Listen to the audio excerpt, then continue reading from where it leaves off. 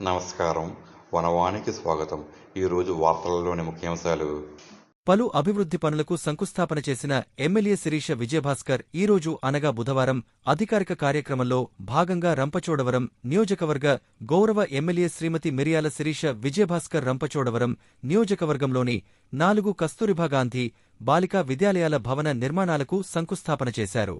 ఈ సందర్భంగా ఎమ్మెల్యే శిరీష విజయభాస్కర్ మాట్లాడుతూ అభివృద్ధికి చిరునామాగా కూటమి ప్రభుత్వం పనిచేస్తుందని అన్నారు. గంగవరం మండలంలో నెల్లిపూడి, వైరామవరం మండలంలో చవటిదిబ్బలు, రంపచోడవరం మండలంలో ఇర్లపల్లిలో, మారేడుమిల్లిలో 1 మొత్తం 4 భవనాలు నిర్మాణం అవుతున్నాయని అన్నారు.